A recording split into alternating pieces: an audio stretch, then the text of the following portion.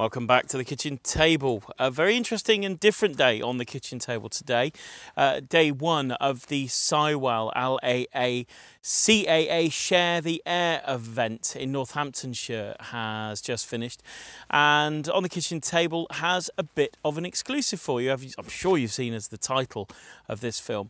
Baroness Sugg, who is the Minister for Aviation, had a chat exclusively to On the Kitchen Table. Simon asked her a couple of questions concerning how good normal operation with drones in the UK will be affected with the proposed new laws coming in. What we don't want to do is we don't want the 99% of people who adhere to the rules and regs to be punished for the 1% who clearly don't care. Simon asked this question and has some very reassuring answers from Baroness Sugg. So have a watch at this. Don't forget, Sywell, the rally is taking place this weekend. You can come and see us. We will be there in the CAA Share the Air tent. That is on Saturday the 1st of September and Sunday the 2nd of September. We will of course be producing a full film of the whole event at the CAA Share the Air marquee. So do come and see us. It's a fantastic weekend, lots of aviation stuff to see, really, really good.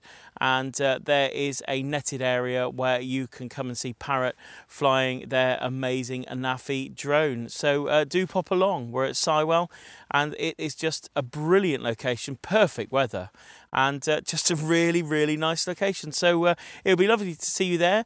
We've got a bit of the kitchen table there, and like I say, you can come and chat to the CAA. Nats are there, as well as myself and Simon. Anyway, enjoy the film.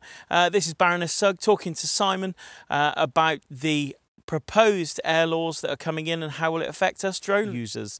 Thank you very much indeed for watching, and we'll see you soon on the kitchen table. I totally agree with you that the vast majority of drone users are responsible, they fly their drones safely, and we want to definitely encourage them to carry on doing so. It's a hugely exciting industry, whether you look at it commercially or whether you look at it for leisure use. So we as a government, we want to make sure that people use their drones safely and responsibly, but we absolutely don't want to stop people using their drones. It's all about making sure that those very few people who don't perhaps fly their drones safely do so in the future. Well, it's great to see the CAA here actually at a general aviation show to actually explain about the benefits which drones can bring, and you know, they share the same airspace with these planes, so it's really good to see that.